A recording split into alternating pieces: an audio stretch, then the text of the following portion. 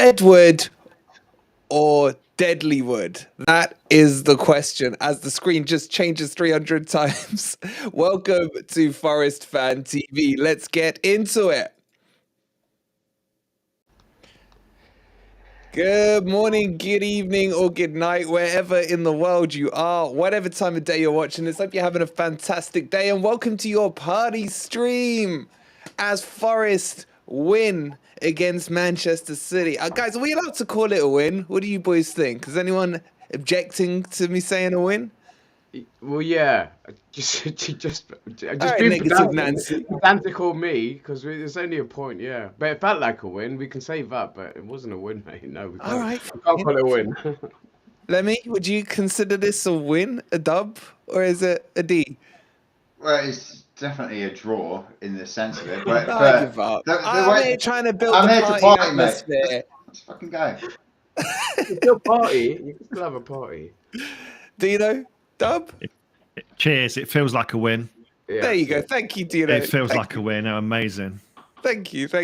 Guys in the chat, I hope you're well. Welcome. Sorry we're late. You may notice that Big Head isn't here. He's having some mic issues. But you are. Not the Big Head, not the legendary Big Head, the other Big Head. Ego Big Head. So we've got Bald Head instead for a little while. Yeah, so we got Egghead instead. Let's say hi to the chat and let's get into this. James, it's good to see you. We couldn't see the wood from the tricky trees. Love it. We're gonna get into Deadwood or Deadly Wood all in a minute. Dean, another Dino. How are you, Dino? Good to see you. Kiss the ring. Yes, Arsenal fans, kiss the ring. Is it wrong to love Navas already, says Ant the Hat. We will be discussing Navas. I got a few points I want to raise on Navas. I want to get the chat's take on it and your guys' take on it. Keith, good to have you in here. And what a mighty man. What a mighty man indeed. And Sharky with the gold member 6 months. Thank you so much, Sharky, for all the support.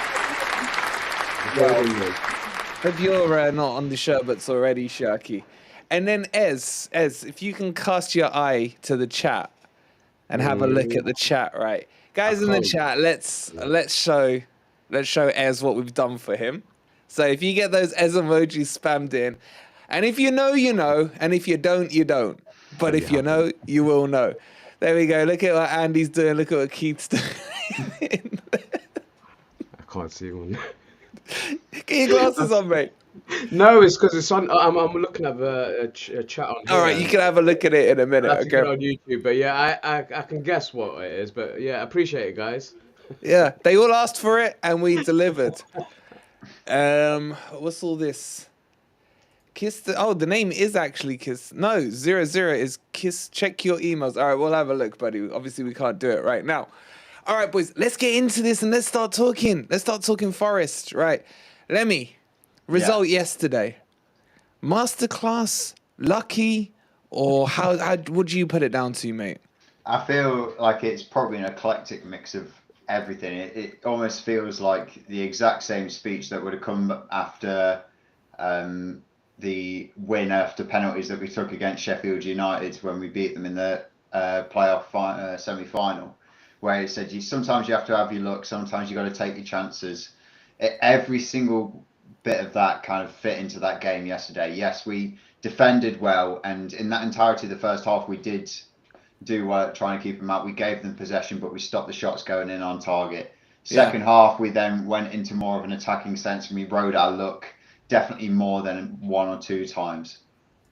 But then we get forward and we take our chance, and that is just, at the end of the day, that is the only stat that really matters. You can show every other stat in front of me, and as coming from someone who loves their fucking stats, I will happily admit there is only one that I'm really interested in from looking at yesterday's game, and that is 1-1, and that's taken 1 point, and that's pushing us 1 point further away from the relegation zone. So technically it pushed us 1 point closer if you want to get all stat on me. I mean, we were 6, we are 5, but I know what you mean. Absolutely.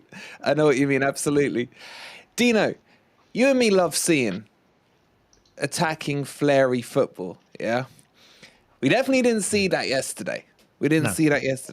But But did it matter? Did it matter in the performance? Before you do, let's say a couple more hellos as the guys are starting to filter in. Stoney, good to see you. Dennis, Mark Dennis even. You absolute legend, good to see you. Forest on top, good to see you as well, buddy. Yeah, but Dino, in terms of, and chat, what do you think about this whole play style? Did it matter yesterday against the likes of Man City? Or where are you on it, Dino? Because I know it's been an area of frustration for both you and me in terms of the play style. I had a chat with my Buddha friend behind me there, and Buddha told me to be a little bit more patient, and patience isn't my thing. So I've turned over a new leaf today. I'm going to try and be really positive. It sounded as though, according to Cooper's post-match, that it was his tactical plan just to sit deep. He said that, to soak up the pressure and then take an opportunity when we got it against what he classes as the best team in the world at the minute. So you've got to kind of take that. First half, I was WhatsApping you lot. What is this pile of crap? What is this rubbish? Just so negative. I don't like seeing that at home. I really don't. But a draw with Man City after the absolute awful performance that you and I saw at Man City was a result. It showed that we have improved. And Wood got his goal that the Newcastle fans in the chat on the last stream said he'd get, a tap in, didn't they? He was there. Yeah. We've been screaming for somebody in the 6-yard box for a long time, and there he was. So, and he won some headers. So what can you say?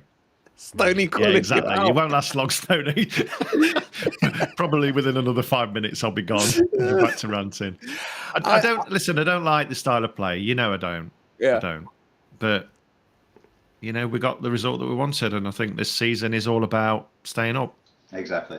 Yeah. Next season, I want to see some more progression.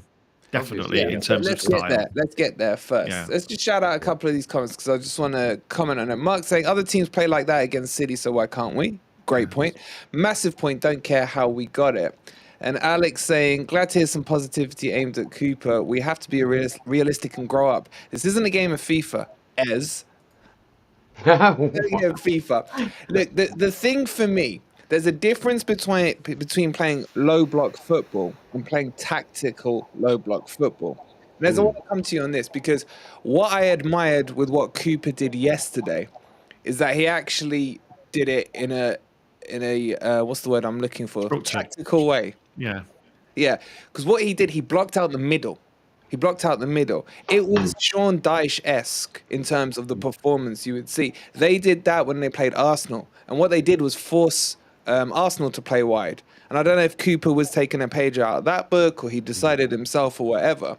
But when you put a good attacking team out on the wings, you are pushing them further away from your goal. And it's going to always be harder to score, no matter how good they are. Was that noticeable for you, Ez, at the City ground yesterday from the Trent end? Could you see that there was like that tunnel unit down the middle?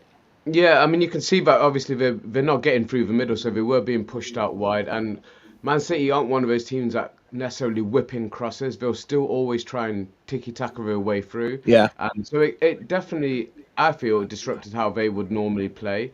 And that tactically was what was needed yesterday. Whether or not it clearly wasn't good to watch because none of us enjoyed watching it, but the result is all that matters. And you're right, it was a very Dyche-esque performance because he's actually does.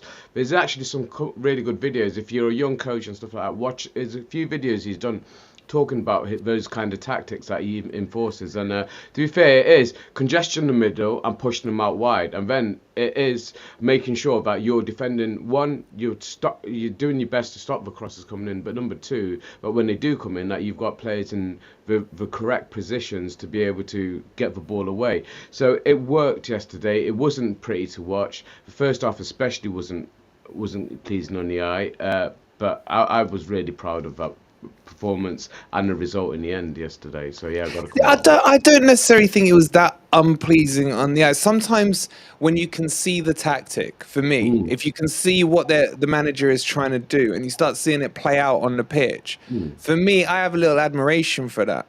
It's good to see. I know as a neutral, I've had all my other supporting teammates messaging me saying, you're so boring to watch, blah, blah, blah. But when you watch it from a tactical perspective, It is quite interesting, isn't it, Lemmy? It's like you can see that there's a plan. That's what most impressed me yesterday. There was a plan. It wasn't just let's get the Forest team bus, chuck it on the pitch and block it. And Lemmy, what I want to ask you is, we've got to give Cooper credit, because going 1-0 down to City can potentially cause you to panic, because if you carry on with that tactic, how are you gonna get the goal? If you see what I mean? Yeah. So a lot of managers at that stage may have thought, okay, either we go damage limitation. I mean, I called it at 1-0. Once they scored 1 goal, I didn't see a way we were going to score, you know? Yeah. But he said it himself in his interview, didn't he, that at halftime he said, let's just carry on with the plan, stick to it, and see what happens in the last 15 minutes. So do you kind of admire what he did there, and he himself didn't panic into making a different decision? Yeah, no, exactly. I think there's a couple of points there that I really want to hit on. I'll go with the one that was kind of directed as a question initially, which is, he stuck to his plan.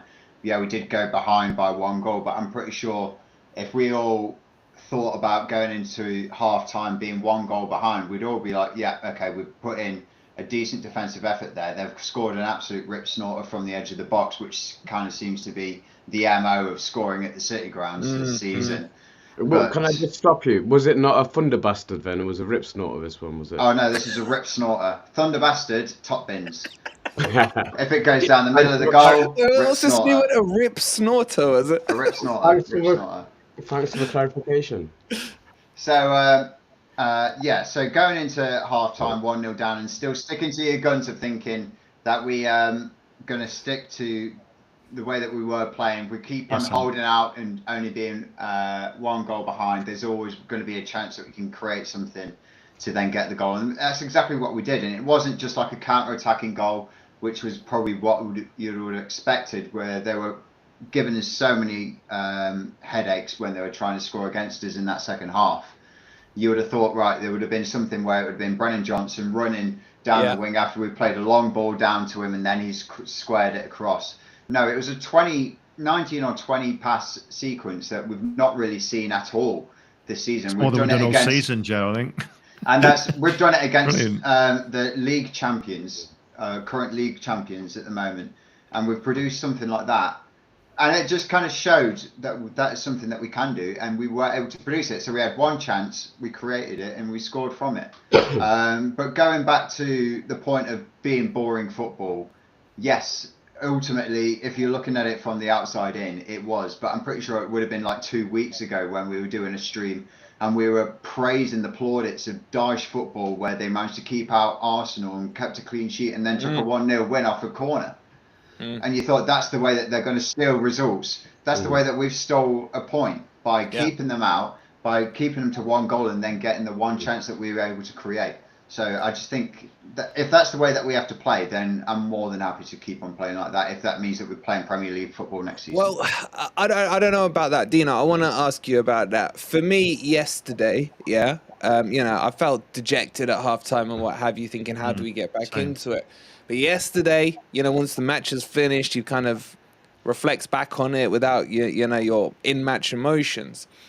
You're fine with it. The question that what Lemmy said there, if that's going to get us results going forward, can you take that as a performance? So what I'm saying now, we've got West Ham away and we've got Everton away. For me, this is a huge fortnight for Forest. If we win these 2 matches, then this isn't going to be a party stream. This is going to be a goddamn cocaine stream, because we're pretty much home and dry. But can we expect, or should we accept that type of performance? Let's say forget West Ham because it's away. I mean, away is away. But Everton at home, what would you expect to see? A little bit more. I think we've got to go in there as kind of feeling favourites at home against Everton, haven't we? I know that Dyche is in and he's had another good result at the weekend, but I don't know. I just think that, like I said, it's about progression, I think. And as long as we can stay up this year and then see some progression in terms of style of football next year, I'm happy with that, personally. Like I say, I'm impatient. I'd like to see it before, but it's not going to happen. It's not going to happen, is it? But one thing that did please me yesterday was buy one, get one free for a change. Yes. You Yeah, know, And that's what definitely. happened when we went to the Etihad, wasn't it? It was buy one, get yeah, one, yeah, five it was free. buy one Yeah. get In almost five every free, single wasn't it? game. Yeah. Yeah, and that's Yeah. that's the first time I felt like we weren't going to let another goal in. I know they had chances where they sort of hit it straight at the keeper and stuff, but and just another point, you're probably going to talk about it later. Oh my God, Felipe, what a find! What a Yeah. find! We're all on about Niakate, but Felipe, he was godly. There's just an eloquence about someone who's coming from a Simeone drilled. You know, I've said But, this. but listen to us before. Oh, how old is he? He's over 30. You know, and it's like, you know, Felipe, Some of I'm you okay guys. with it. I've never. Well, he's probably one of the few players that I was actually quite excited about to come in because I know he's going to have the class over the likes of Worrell and McKenna. Yeah, my concern was, has he got the pace of the Premier League? He looked nippy yesterday to me, you know, and it's not just that. It's a class defender reads the situation before it happens, so they're 100%. in the right position. So even if you're a slow defender, look at Silva at Chelsea. They're in the right position. And chat, how did you lot feel about Felipe? You know, what in role model as well for the rest of the defence. Yeah. there? Yeah. He's a Can I find. just I mean, make how one more many point? gunners? Sorry, just to add on what the guys have already said, and it was actually quite interesting that Cooper said it in his post match, how to get our goal yesterday, they targeted down the our right hand side, and he said that was our best opportunity to get a goal, and that's exactly how it worked out. And when they slowed it down on Match of the Day last night as well, and how they pulled who was playing. Was it Bernardo Silva dropped back into a left back position? Yeah, and then he got pulled out. It was perfect. And I say if he targeted that, and that's where we got our goals from. Then again, tactical masterclass. Any top 10, any Premier League side would have been proud of getting that result yesterday. And the way Arsenal couldn't do it at home. They got Exactly. And tongue the 3-1. way Felipe celebrated after was fantastic. Yeah. Yeah. Some yeah, shots of him absolutely. celebrating after. Yeah, he It's was just the like last he's one off the already pitch. into the He was, feel of Forest. he was literally the last player off the pitch yesterday. He made sure he went round every section of the ground yesterday. It was brilliant, and yeah, fantastic. I was along with Wolverine on him when I heard about it. I said I wasn't worried about his age because you seen players like Thiago Silva playing late into his 30s in the Premier League. We all agree it's the fastest, best league in the world. There was that one mistake where he'd got that flick on, he'd headed the ball into their path, and that counter attack happened. But like you said, he positioned himself. He knew pace wise he wasn't going to be able to get to Haaland, but if he could cut out that angle, that passing lane, which is exactly what he did, it cut out a certain chance, didn't he? Yes. For some reason, Foden dilly-dallied on it and couldn't decide whether to take a shot. Good for us, obviously. Couldn't decide whether to take a shot or pass the ball on. But Felipe was in the right that was place. hilarious, man. Yeah, that was so funny. Actually, I kind of turned away thinking, right, this is in. Yeah. And then he slipped and he's tried to pass the ball. But yeah, tactics were right yesterday. We were spot on. And even though for me, it was actually difficult to watch because we had no possession, especially that first half. I know overall it ended up about 75-25. Yeah, I think we got 16 the first half to Forest, 16%. Yeah, exactly. There was a stage after 10 minutes we were on 8%. It's pretty funny, man. It's pretty funny. We did defend well. We did defend well. I just want to shout out the comments from the chat on their thoughts on Felipe. Yeah. James saying Felipe is an unbelievable addition. Dr. Fug is saying West Ham look on their way to the Championship. Let's give them a helping hand. Can we get another manager sacked next week? Nathan saying Felipe has players in his pockets. We're going to come on to that in a second about Haaland and Felipe. Can't believe Felipe only has 2 caps. Shipstone saying Haaland will be having nightmares about Felipe. Chapo saying Felipe was class, brick wall. And the cutout for Haaland from and the cutout from one last point. Just put your auto predict out. Sorry, just one last point while we're on it, because obviously there's a lot you don't see off a ball, and he was niggling at Haaland. He was elbowing him. Yeah, he was pinching. He was doing all sorts of stuff. He was a real handful, and you can see there's some history between them two. But Felipe was on him the whole game. Honestly, it was brilliant to watch. I couldn't keep my eye off them two because they were honestly was on at him, and you can see Haaland getting upset, and yeah, we were talking about Grealish crying, but it looked like Haaland was going to cry at Yeah. one point yesterday. Honestly, And mate. and I've got to say, Sai is right on this. He says, caught Haaland after he made his mistake and intercepted the Foden pass, not slow and good mentality. There was also another instant where he ran sideways to gather the ball. And he looked like an Olympic sprinter. I was like, bloody hell, this isn't this pace I remember him having at Atletico Madrid. Yeah. Tricky Mickey saying he's a Rolls Royce of a defender. He's class. Absolutely. I think what we don't want to do is go too far over the top with him and then suddenly he gets injured. That might No, be but it shows what we're worrying. missing, isn't it? It shows what we've missed so far this Yeah. season without Niakate as well, and it just Imagine him and makes Niakate at the back. Oh God! Yeah, that Oh was no! exactly You're gonna what I give was me thinking, wood before we Dino. start Oh, talking about wood, man. God, it'll all be Seriously. Zorro all over again. Oh my God, man! Seriously. I think even Worrell played better with him next to him. Yeah. That's the best game I've seen Worrell play all season. Wait till I show you the heat maps in tomorrow's video. Yeah, you will see a stark difference Really? on Worrell's position. What, Worrell's And not for right me, back then?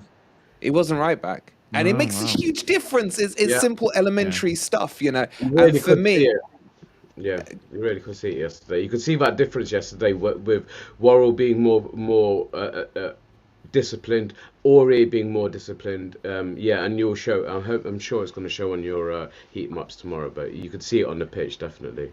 just a quick shout out to young Ant in the background. Hi, Ant. We still can't hear you, mate. Sorry. Sorry. He's behind stage, still it's trying to not- sort his mic out. So we'll try and get him on. Shipstone talking about the match of the day heat map. Where's he gone? A quick wee break, maybe. Dina, in terms of the heat map, again, those heat maps they didn't show the whole picture from the stuff I've studied. It was a very match of the day style thing going on there. Where's Lemmy gone? Is it? Okay. Oh God. I'll leave Omar to sort that one out. Ants kicked him off.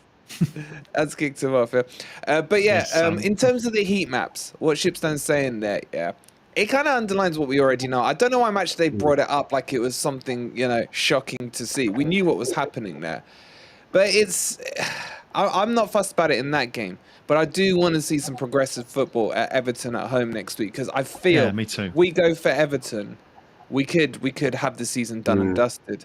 I think it'll be a really good game, Forest and Everton. I really do, because they're on a bit of a bounce. You know, since he's been in, they've got 2 out of 3 games, haven't they? Won 2, lost 1, and not been battered in the other one. So I think it'd be a really good game. It'd probably be one of the best matches to watch of the season as a game. Hopefully.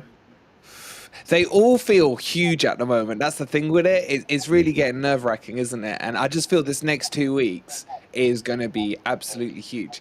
I just like the amount of teams that are below us. That's what I like. Yeah. I know we're only Yeah. like 5 points, aren't we, from the bottom 3? But it's the amount of teams below us. Yeah. And they all Leicester seem to be lost dipping today. off, and we seem to be sort of not really climbing, but keeping ourselves steady.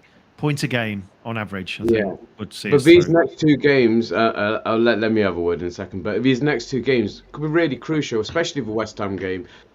It's a 6-pointer. If we win that game, it would take them for us to lose 3 and for them to win 3 for them to overtake us. So I want to get to a point where it's a 3-game difference between us and the bottom 3, and then I feel a lot more safe because you guys will all attest to it that in this league anybody can lose 2 games in a row and anybody can win 2 games in a row, but 3 games gets a little bit more tricky. So I just want that buffer. Lemmy, if you got anything to add to that, mate, go ahead, please. No, that's exactly it. I mean, I've spent pretty much the most of today looking at the league table, trying to think, right, where are we going to sit?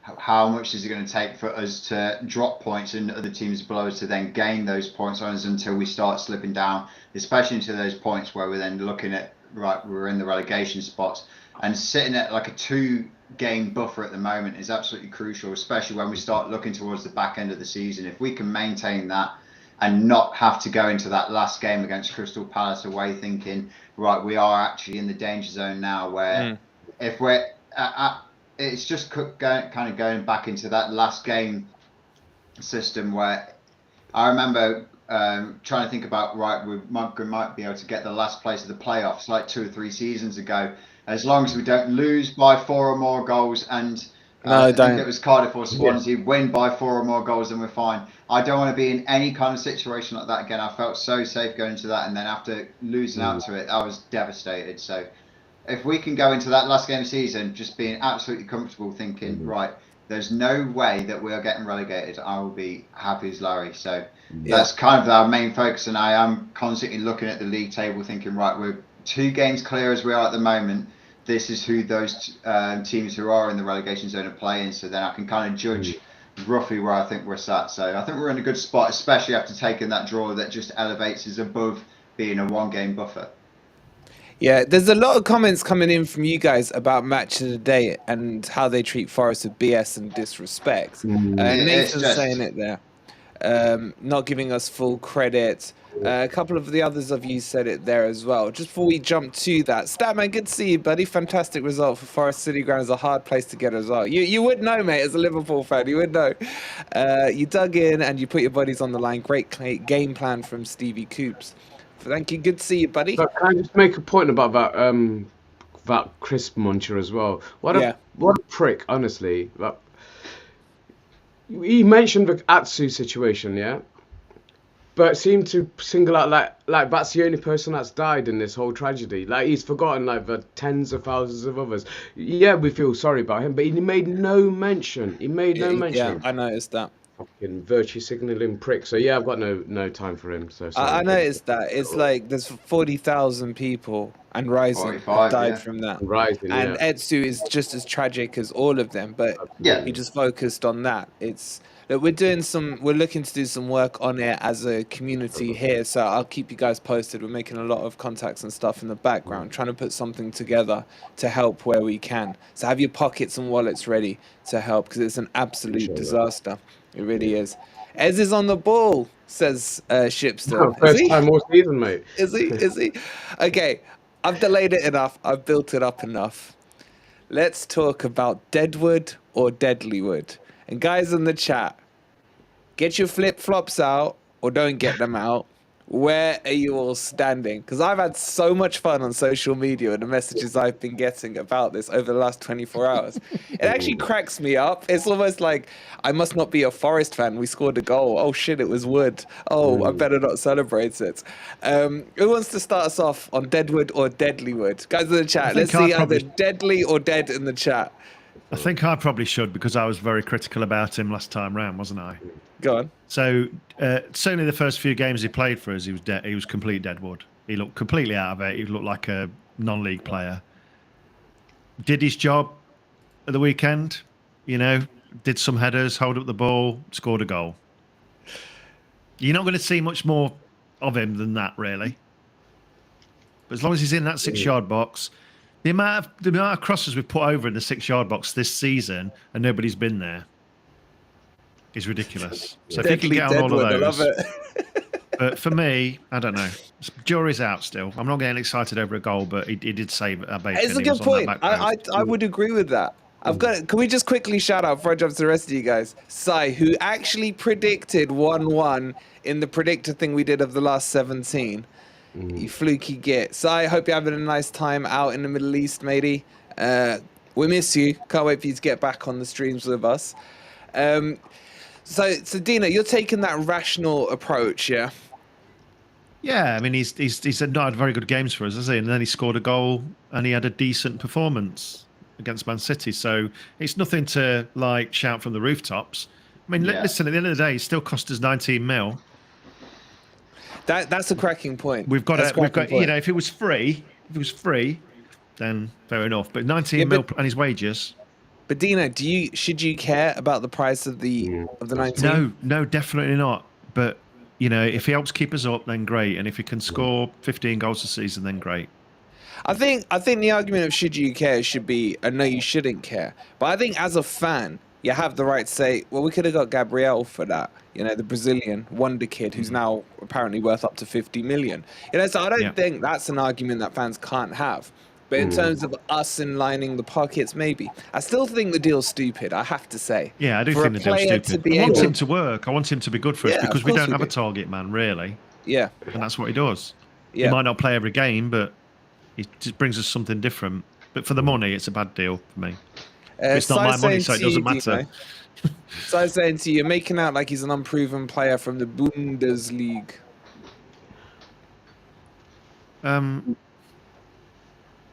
He's had a reasonable top flight career, hasn't he? He's not been a mainstay. He's not done nothing over the last 12 months. 2 goals for Newcastle, I think, last season. Yeah. Bench warmer most of the time. You know, so Simon, I think you are like Mr. like over optimistic, I would say, not just optimistic, over optimistic. You don't like anything bad to be said against any of the Forest players, but I'm entitled to my opinion, and that's my opinion. I'm not slagging him off. I'm saying his first few games were awful, and he had a decent game and got a critical equaliser at the weekend. So that's what I'm saying. Yeah. I mean, Crazy Cat Lady saying, on the balance of probability, he's still deadwood. Let's not get carried away. When he scored 3 more in the next 3 games, I'll get excited by him. That's exactly it. Yeah. Right and I there. love that. I love that everyone can have their opinion on it. What has made me laugh the most, Ez, is that so many people who have slagged him or cussed him down or even said he's had a shit 3 games, are coming out calling everyone else out, saying, look at all you calling out Chris Wood. We didn't say he was crap. We backed him. There's all this crap going. It's absolutely hilarious. Yeah, it is hilarious, and claiming that they've never said anything negative about any player ever. I don't know. I'm in the mood to be calling out some of these pricks, to be honest, because they are pricks. And yeah, I mean,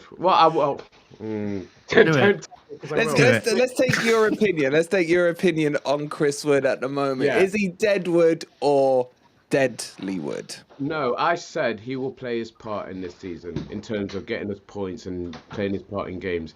I also think, and it might be a thing, because he played 3 games, and those 3 games were necessary, were literally the clause in his contract.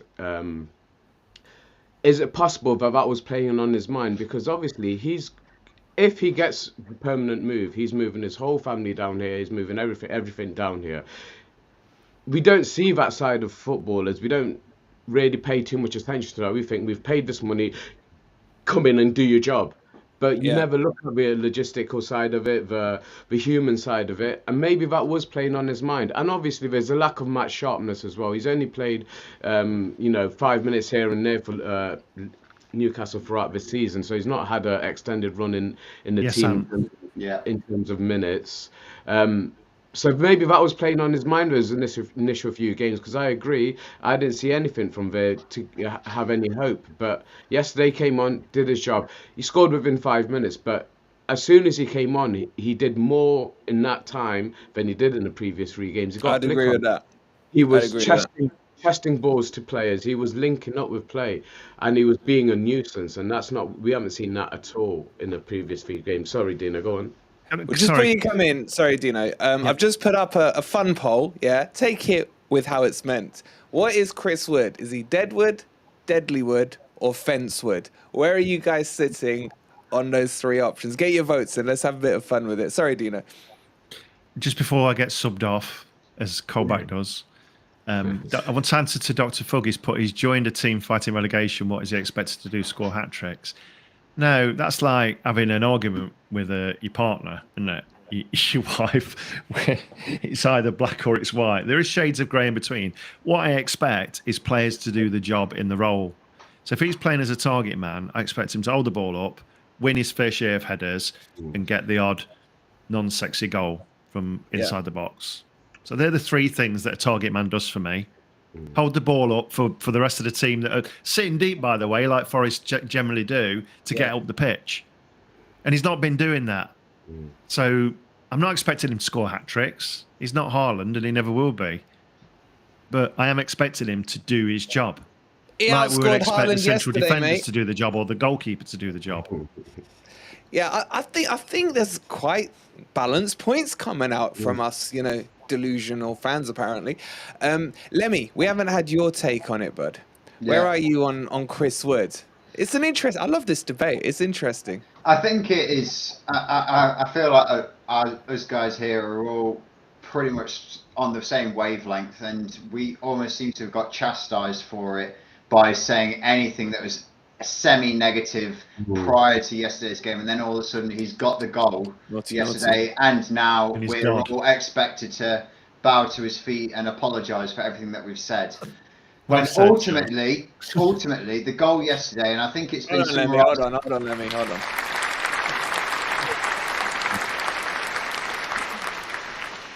Ultimately, I'm pretty sure Forest put out a tweet about it today, and there's been quite a few other social media people who put out the video of it.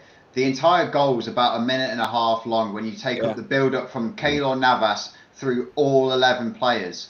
If you only then appraising and giving credit to the one guy who's taken the one touch and scored from 3 yards out, and then all of a sudden we're supposed to say, yes, he is now our best number 9. What a point. If I was to give any other argument, it would be Morgan Gibbs-White has created that entire attack from getting the touch from inside of the halfway line, drawing out Bernardo Silva, who's playing as a left back, and then playing it down the wing, playing a nice little 1-2 with Brennan Johnson, and then playing a deadly ball across the box, where if we still had... I mean, I'm pretty sure if we'd have said we had Lyle Taylor to bring on off the bench, you would have expected him to score it. Yeah. You'd expect him to score from that position. So it doesn't matter if it's Chris Wood or if it's anyone. It is a good goal, and yes, he's taken it very well. He's coped with the pressure with it there, because we've seen that Erling Haaland had an absolute sitter, and he tried to really hit it with a lot of force, and he skied it. So the fact that he's put it into the net, we're not taking that away from him, but the fact that we're all of a sudden supposed to kind of eat our humble pie and say, yeah, no, he's going to be our best starting number 9 going forward. As soon as Taiwo Wanyi's back, we should put him to the sidelines. No, I'm not going to... Let me, what a humble pie. Do you not want Chris Wood to score a goal? No. You know what I mean? I want anyone to score a goal, but exactly. if my man Keylor Navas is going up top and scoring from 3 yards at the edge of the back stick because he's just going to stick it in, I'm going to celebrate just as much as I would if it's anybody else. If it's Steve Cooper who's all of a sudden subbed himself on and he's scoring at the back stick, I don't care. Any Forest player that's scoring that goal is brilliant, but it wasn't an individual effort. It wasn't like an absolute worldie that is scored from 12, 15 yards out where it's the ball being played out to him. He's done his job. He's got into the position and he's scored the goal that we expect of him. But I'm not going to just say that he's played 3 bad games in a row and then he's been put on the bench and everyone's saying, oh, we should be giving him a chance. We've judged him too harshly. He's done nothing in 3 games. And now he's scored a goal in his first real chance that he's had. Fair enough. If we keep giving him that service and those goals keep getting us the kind of results that we need to keep ticking through, fair enough. But I don't think it's just purely the fact that it's him that we've signed, that we've got that goal. Anyone scoring that goal. Well, can I just upset some of those pricks again? I think if it was Surridge, you would have been offside. So yeah, anybody else? No, I don't agree. Surridge would have ruined it. It would have been offside. So yeah, if you pricks want to come at me for that, Yes, that's the tactical genius of Cooper, then, isn't it? He put on Wood knowing he was too slow to get offside. He was always going to be onside, wasn't it? Can we? Sorry, can we put Ant out of his misery? He's like shouting in the background. Can anybody hear me? I can hear him. I can hear him. Say something now. Do you want... No, I can't hear him now. Do you want to sub me out and bring him in? I can't hear him, seriously. I can't hear him. Can you? Me and Jack can hear him. Yeah. Can you still hear him? Yeah. I can't. He's shouting, can anybody hear me, like every 2 minutes, which is off-putting. Oh, have I got the backstage muted, maybe? Okay. Oh my. Get it sorted, oh my. Try again, man. Just before I go, I'd love to know the chat's player of the season so far at the end of the stream. That would be good. Mine's MGW because I think he's been bloody amazing. Yeah, without a doubt for me. Consistency. I mean, kind of ruins it, but just brilliant. Easily. Okay. Even in bad games, he's pretty good. All right, Dino, we appreciate you coming in, buddy. It's all right. Show Dino some love. Let's see those eggs, the eggheads in there. It's 60 minutes. 65 minutes, I'm going. I don't think I can hear Ant, but... Well, I'm ready to come back in if... there was just a comment earlier. I can't remember who said it. It said, I'm 63 and I could have scored that. I could have as well, but it's getting there. It's getting to that position that I struggled with. It's not It's tapping it all in. about the It's position, running isn't the it? It's all about the position, Uber. absolutely. Uber. All right, let's try our luck with Ant. Yep. Dino, See you thank later, you as always, guys. but it's a pleasure. Have a good rest of the Uh, stream. Drum roll, please. Ant. I can't hear him. Can you hear Can me? you hear him, Joe? Yeah, he was, yeah, go on. I was kidding. I was kidding you. Oh, you absolute bellish. Well, you've left me sat backstage saying, "Can you hear me? It looks all right on mine. Can you hear I me?" couldn't hear you. No, Oh, couldn't no, I you, could mate. hear We've you got while a I was show trying to to go on run. my tirade. Yeah, sure, Lemmy sure. was nodding. I was saying, "Thanks, Lemmy. Thanks." He Somebody's was trolling you, responding. mate. Lemmy was trolling Oh you. my, saying nobody can hear you. I don't know. And Anyway. before anyone else says it, your hat's a bit wonky. Your pictures are straight, but your hat's a bit wonky. Oh, I'm totally fucking wonky.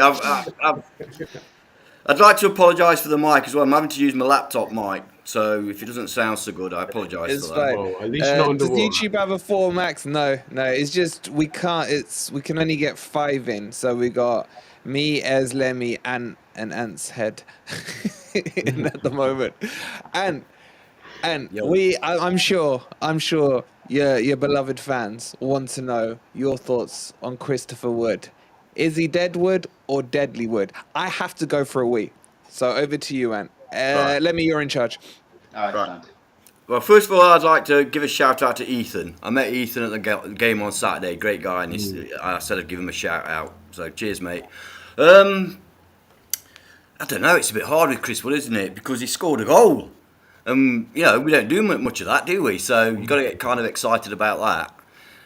And I guess that's the kind of goal we expect him to score. You know, he's not going to go running past 4 players and smash it into the top corner, is he? So if he can score 3 or 4 more of those during the season that get us points, because, you know, he's got us a point. So at the moment, I'm quite happy. Exactly. I'm really annoyed about the amount we're paying because that's just beyond ridiculous. Yeah. But having said that, if that's what we had to pay to get him, then that's what we had to pay to get him. It's just a ridiculous large amount of money for a 1 year on a 31-year-old player that's not particularly got a great record. So that's a bit worrisome because that 20 million spent on an up and coming fast forward, which is one we'd like to see. But if he contributes enough to guarantee his safety, then I guess it's worth it. To be honest, I can't see him being a major part of the team next season. Do you know what I mean? No, I can't. He's going to be a bit part player, I think, in the way he has been for Newcastle this season. Last season, he was quite vital to them avoiding relegation and for their progression. And that's how we're going to have to utilise him as well. Obviously, he's not a Collymore type player. He's not going to be running past players. It certainly isn't. Anytime anyone mentions that, it's Collymore in my head. He run past 4 players, put it in top bin. Yeah. Collymore. But he will play his part. There's no doubt for me that he'll play his part between now and the end of the season. And add to that a 1 year coming back, you know, I'm pretty confident that we'll have enough that we need for this season. And then obviously next season it's about progression. But the price tag doesn't really worry me. I mean, if you're looking at horses for courses, to find a player with 8 to 9 years Premier League experience for any less than that, you're not going to get it. Would you rather have paid, say, 10 million to just loan him till the end of the season and then, you know, that was that? If that was an option, possibly, but I don't think that was going to be an option. I think he needed because we had too many loans. I think actually thinking about it now, I've said that. Think about it. I think it could quite possibly have been Chris Wood to say, "Look, I'm not coming for 6 months. If I come in, I want at least another year." Of course he does. Yeah. Well, he got to choose. This. Look, forget Wood. Is he Deadwood or Deadly Wood for a second? Yeah. But I have never, ever, in all my 21 years of living on this planet, have heard of a player who has his finger on the trigger to say yes or no after the clause. I don't know. I disagree with that 100%. I think every single player has a choice. Every player decides whether yes I'm going to or no I'm not. But what I'm saying, that's part of the agreement. Yeah, it's almost like a try before you buy, isn't it? For him. That's part of the agreement. Yeah. I know what you're saying. Everyone can say yes or no to a contract, but I'm saying that's part of the deal. part of the deal within it is once the 3 games were played, it's not Forest who decided if the oblig should go ahead. It's Chris Wood that decided. Yeah, I see what you're saying. And it kind of makes sense. That just says to me that we, no matter what, providing you also- said Right. yes. I agree with you on that. The little snippet that was put out just before then, if you remember, and it kind of makes sense now, about saying about how Cooper said he really wants to be here. Can you remember? I was in the last post match, and he said that, and it was like, now that makes sense, because if it is his decision ultimately, then that comment makes sense. But it's quite That funny, comment isn't it? makes We, real we sense. say it's his decision, but 3 games, even that, it's not a lot of time to make. I mean, you could do that in a week. So it's like it just doesn't make a lot of sense to me. I mean, I don't know where that information's come from, but it doesn't make a lot of sense to me because he'd already made his decision. It was coming. I'm sure it was one of the know. big boys that said it, Romano or No, I'm not Perkins, saying I'm not saying it's wrong. It just doesn't make sense. Yeah. Because Yeah. it was always going to say yes. What could possibly have made him say no? Yeah. I think he's on like and 80, nice out in 85 grand a Nottingham. week as well. You know, Yeah, it's a yeah. good chunk. It's a good Yeah, chunk. so it's not going to say no, is he? So it's kind of just a strange thing to put out there. All players have a decision of whether they're going to sign for your club or not, number one. Number two, why would after 3 games you say no? I mean, what could happen in those 3 games to make you say no? Whoa. Wait, just Especially- before I get to especially Lemmy, giving go him on after Lemmy come in. an extra year on his current contract, plus good wages. It just Si. doesn't make any sense. Si, I wish you were back so we could have this argument on stream. Si, where else are you going to find a player of around 50 Premier League goals?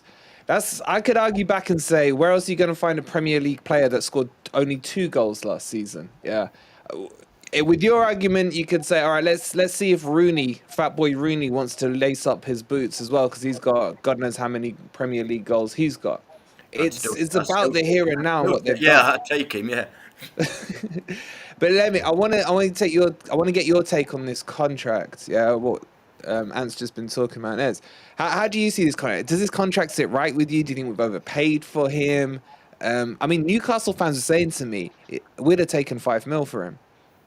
It seems odd. It's definitely a strange one, especially the fact that there was it was a loan deal, but then with a very specific amount of games to play, when then all of a sudden it becomes an obligation. It kind of gets a bit muddy after that, especially the fact that we've then started him immediately after the loan deal started, and we've started him 3 games on the bounce. It seemed like we were very keen to then try and trigger that clause.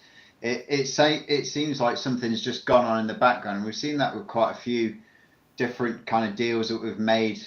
Like we were all talking about why we were not starting Loic Bade, and he's just completely out of the squad, and it seemed like something had gone on in the background, and then we realised he was not allowed to play because he'd already pretty much agreed something else. So it just seems like there's so many different stipulations that are on it that we're just not privy to as part of the standard general public that are going to be going to watching games and trying to see what's happening. So have we overpaid? That's impossible to really say at this point. I mean, if you judge it by what we paid for him, I don't know exactly what they tout it as, what it's worth to stay in the Premier League. Is it over like 100 million? 180-ish, yeah. And he's got 1 goal, and that's got us 1 point there. So if we then really think about it, if he gets like another 3 or 4 goals, that earns us maybe 1 point every time he scores, maybe 3 points, especially since the fact that we only seem to be able to win by 1 goal really this season. And if that then guarantees us that we stay in the league next season, then really, realistically, 19 million is just a drop in the bucket. That's then guaranteed us to stay up next season, and we can then try and build and develop, and is then bringing that competition experience that he can pass on to Taiwo Awoniyi when he's fit, to then try and really develop him as a player and get him more as a Premier League standard. Just one final rebuttal with Sai. Hi, I love you, Sai. He barely played last season. I'm just having a quick look at his stats. He had 38 games last season, 34 in the league, and 5 goals. Now, you're going to say he was sub, blah, blah, blah. He played 2,700 minutes. So he's averaging about a goal every 580 minutes, roughly speaking, per goal. So, Sai, smoke that one. And Spacebar, our resident Newcastle expert, said that we've overpaid by 16 million. So he's saying he's worth 3 million. 3. Newcastle paid 25 million for him last year. So how does that work out then? Ooh, shots fired. Shots fired. I like it. Okay, let's have a look at the poll. And guys, get your questions in. We've got a few questions coming in as well. So the poll from you guys that have voted.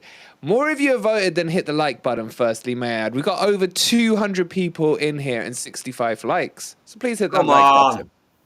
I mean, we even got Ant's mic sorted out, you know? Special Ant here.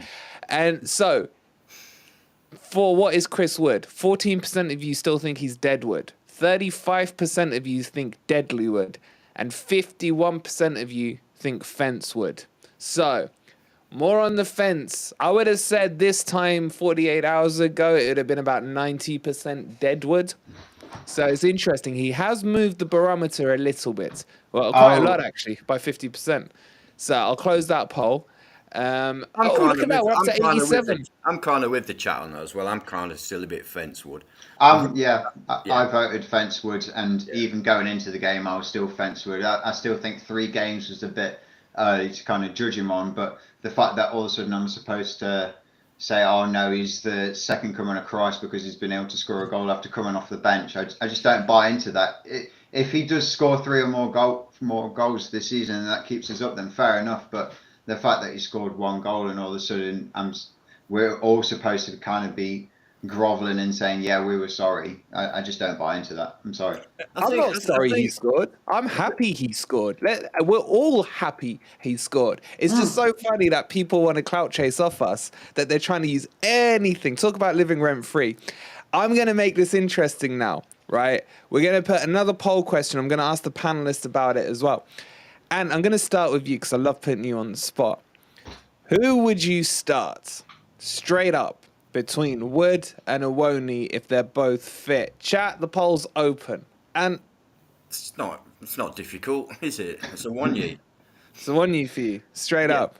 Yeah, just very, very, very, very quickly. I think it's sensible to be Fencewood. Look, when we get a new player, we might not be excited by it. We weren't excited by Aurier, but you've got to give these guys a chance. It's up to him to prove it to us. Yeah. There's no divine right to have our loyalty and unadulterated adoration. You know, he's got to earn it, like every footballer has to earn it. He's the second coming of Bentner. But going back to your question, yeah, 1 year. 1 year is the future, isn't it? I mean, Yeah. 1 year. They're all saying a 1 year in the chat. Oh my God, the poll already is at 94% of 1 year. 1 year's more mobile, says Space, but he's not even a Forest fan. Joe, sorry, Lemmy, which way would you swing on this one? I don't think there's any swinging on this. I think it's pretty straightforward. I'm pretty sure we're all going to say a 1 year. It just has to be. I feel like if we're looking forward, and we kind of have to be, because we want to be able to finish this season. Even if we finish 17th, we'll say the season's success, and then we want to try and build up and try and develop next year. We're not going to build up and develop with Chris Wood, are we? He is someone that's we brought him in to kind of see us through this season, make sure we do what we need to, get a couple of 3 or 4 goals, especially if that then earns us 1 point or 3 points every game that he scores. A 1 year is the future for us. So there's no way that I'd say we have to take out a 1 year and he has to sit out as soon as he's fit. Yeah. Oh, you sorry, the question. No, sorry, I was just delivering some milk tray, so I'm back now. Even a Red Dog, you legend, hope you're well. Before I jump to Ez and ask him the question, I can't really get the chat involved. Let's see what the chat is saying in here. Most of them are saying it won't Taiwo. Can't get the words out. What's Gus saying here? Brennan or Morgan putting the ball into Wood is what we want to see. Absolutely. The ball. I think, Lemmy, you touched on it earlier. Yeah, the whole 20-man pass thing. Every man got a touch on the ball. No one has really spoken about the exquisiteness of MG Dub's pass into that channel. It was delicious, wasn't it? And the 1-2 him and Jono did at the side. And it's not just that. Ez, from where you were sitting, I don't know if you saw how MG Dub suckered out Bernardo Silva to the ball. before he then played it in, taking Bernardo Silva out of the game, the 1-2 with Jono. And it was beautiful. The build-up was just fantastic. The finish was brilliant. I mean, he still had to put it away, and he did it. Fair play to him. He did his job.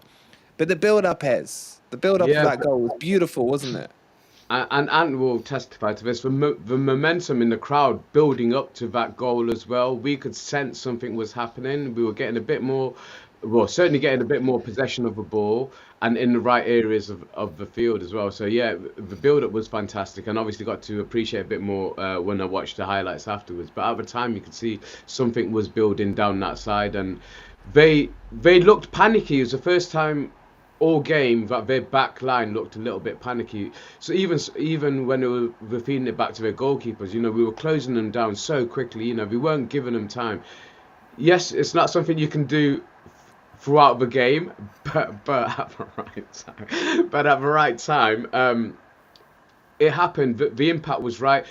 The most important thing was that we were still in the game at that stage, and that's the only way that tactic was going to work. But it worked a treat, and yeah, you can see the build-up. Yeah.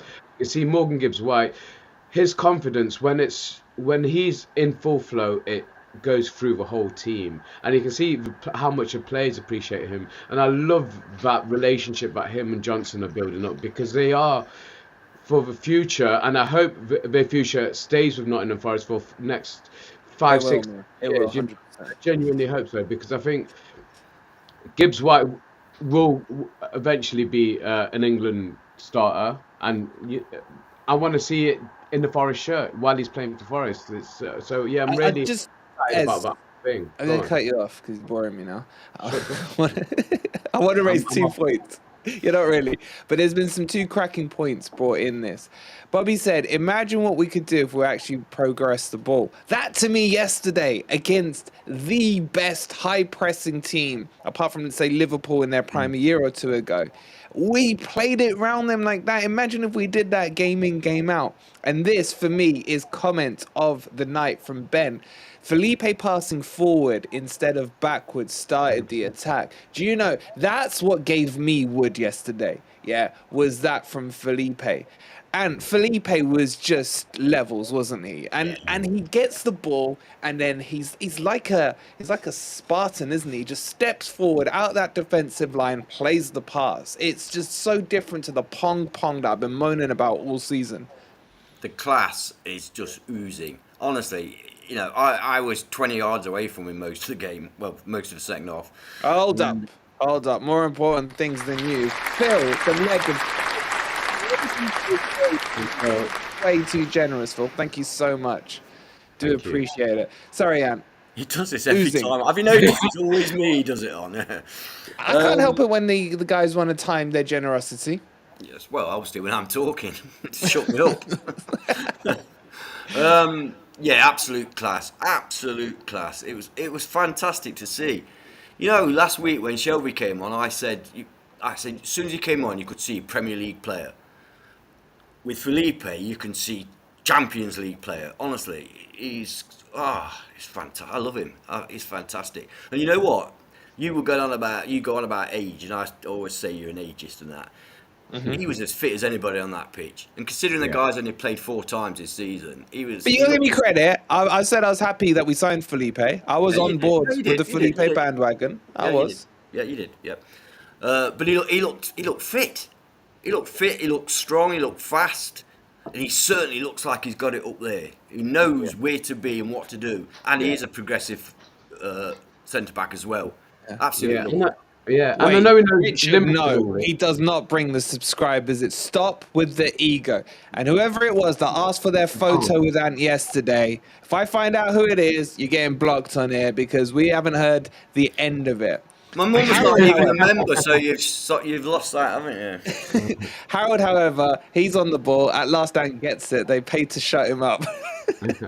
Sorry, has gone. I can't remember what my point was there, mate. But he does it, doesn't he? No, I know he's thrown me. I can't remember what my point What were you guys talking about? We're talking about Who's Felipe. the president? What year is it? Felipe obviously stood head and shoulders, and what he did was organise. And I know his English is limited, but he was definitely organising that back line. You know, with his verbally, with his hands, everything. He was a captain yesterday, and he is captain material. So I've got no problems with the captain's armband being handed around this season, because it probably will be until we get to the start of the next season. I think he's one that is definite candidate, because it was a captain's performance yesterday, and he led it. And you're right about the Spartan and all that, and everything about him. You know, yeah, he's just fantastic. You're getting wood, aren't you? You're getting a little wood there. Mate, I'm getting a man crush, mate. His ponytail is beard. I've got a man crush. I'm not gonna lie. That bun, the beard, it just looks perfect. It looks perfect. All right, we're gonna fall out now because we fell out about this yesterday in chat. Let's find out where you are. I'm hoping right. I'm agreeing with Me, I got an RC message from a wannabe YouTuber saying that why the hell did you give Danilo an 8? You're fucking deluded. I looked at the name and it said Zorro in brackets as sense next to it. No, well, I didn't call you deluded. I thought he was good. Wait, before we jump into it, let me just a quick crap or good yesterday on Danilo. Good. Good. And Yeah. crap or good on Danilo? I thought he was decent. He was good. Yeah. I didn't think he was spectacular. No. Fence. I thought he was decent. Fence. Right. Ez, why did we end up arguing over Danilo? Because I don't know what you saw, and I don't think you know what I saw. No, I didn't see what you saw. First half, he was so off the pace of a ball. He was chasing shadows, and he looked like a school kid that first half. I'm sorry, but second half, yes, I did see an improvement, but not enough to say that he was to give him the score that you gave him, mate. I thought you were way over the top with him. But first half, I thought he was way off the pace of it. It was actually Colback. You're crapping me, man. A couple of times, if you check, right, the way we set off was a 4-3-2-1, and he was the 2 with Morgan Gibbs-White initially. Yeah. And then they had to bring Colback closer to him. Colback actually guided him through that first half. From where I was... Colback was better in the first half than Danilo, wasn't he? Yeah. But that's not what the debate is right now. The debate is Danilo. No, it is because Ed is saying you gave Danilo a too high a score, and you gave Jack a very low score. You gave Jack a 6. Yeah. And you gave Danilo an 8. Underscored Jack as well. And that is not fair. Yeah. That's my opinion. That's my opinion. opinion. No. It's not opinion. It's agenda. There's a difference. Ain't got no agenda. Once he relinquishes my number, he'll be my favourite player. Oh, he hasn't got an agenda. What was the Stop comment? calling him cold crap then, and we might believe you've not got an agenda. I have not called him cold crap in weeks. After I had a good chat with my mate Kev. Guys, just so you know, and a couple of guys who are with us, Red Dog and Mark will tell you this. We get the team lineup on our WhatsApp chat from yours truly, Wolverine. And the comment when that team sheet came out, the only comment on there was cold crap. So who's not got? You're a bloody liar. You're an absolute clout hunting liar. You absolutely. Do you want me to bring it up? Did it not say cold crap on it? Did it not say cold crap on it? Am I lying? Oh, that's what you read, mate. Did it not say cold crap? I thought when you said it now, I thought actually he did put cold crap. I'm sure he did. It was the only comment on it. I bet it was was it 4-5-1 or 4-4-2 or whatever? But yeah, I can't even go back. It doesn't. Oh, that's convenient. You have a look. I did not. All right, wait. Before we carry on this day, Lemmy, what is in that bag? It is. So I got told that we're having a party stream tonight. True. So I've kind of gone with that mantra. I've got myself a good 3 or 4 pints, and I've ordered myself a Chinese. And with any good Chinese, you get a full-on bag of prawn crackers. So this bag started off full. This bag is now about 4/5 empty. So I've only got about 2 or 3 left. Was that the delivery there? Oh yeah, another one. Got it. I mean, to be fair, it's not difficult to eat those crackers because they're basically. I did. All right, if I did, I did then. If I did, I did. But I can't see the message. All right. now You we've cleared did. up what Lemmy did, right? Can we get back, Ez, and stop avoiding conversation on Danilo? I haven't. I've given you what I thought. Yeah, but what Danilo was doing, what impressed me about Danilo yesterday was the transition, man. He was the one playing those balls into the channel to Jono. He was the one who was putting the the defense. first half? Yes. Did he do any? No, he didn't. No. Did you not see the one that he got out wide to Jono? How do That you was think the in the ball got to second half. Jono when That was in Jono the second kicked it out half. for a throw-in? Yeah, that was in the second half. I was in. He didn't. No, do it wasn't. That was anything in the first half. I can't remember that. For Oh, me, you can't remember my message. For me, and I wasn't the only one. I'm going off. People sat around me. A lot of us were all saying that, as he even touched the ball at times. You know, first off, they were running rings around him. They were. The thing is, what you got to remember is that when he's doing a live stream, he spends 80% of it actually looking at the chat and not the game. Yeah, that's true. Another lie. And by the way, before anybody says it, I'm not slagging him off. I'm Yeah, saying, you are. Yeah. Because when he scores, I'm going to call you out on Twitter. I'm going to call you out on Twitter. And, you know, I'm going to say you hate him and everything, mate. Yeah. Oh, yeah. Sorry, yeah, say that. Yeah. It might get the best out of him. I did it to MG Dub, and you did it to Wood. But yeah, no, I'm not saying he's... I'm just saying he wasn't an 8 out of 10. Not for me. Not yesterday. Not in yesterday's performance. So, yeah. Argue that. Yeah, you know what? I just love our chat. There's Mark. Thank you, Mark. You're defending my honor, Mark. I love you. Yes, first half ball over the top. It was in the first half. Yeah, the shot was terrible. I'm not saying it wasn't. I'm saying I can't remember it. But... Fonzie's with you. She said he was off the pace. One pass in a game doesn't mean you've had a great game. And it's not an 8 out of 10, is it? He did it 4 or 5 times. I was talking about that one that he's claiming never happened. Yeah. Owen saying he didn't play an 8 anyway, Wolverine. That's just my opinion. That's my opinion. That's not all he did. He did that ball 3 times in the match. You know what? Anyway, Look, what the chat is saying... I don't want to keep harking back to it, but you know what? What emphasised how wrong the score was he gave 6 to Jack. He gave a 6 to Jack, and that's what made. No. That's what made Danilo's score look too high.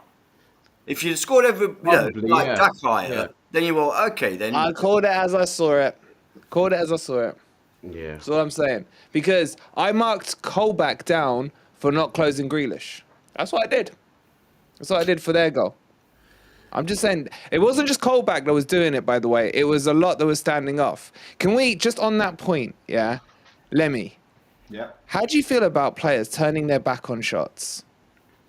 That's a question well out of left field. But, yeah, I don't think you should ever really turn your...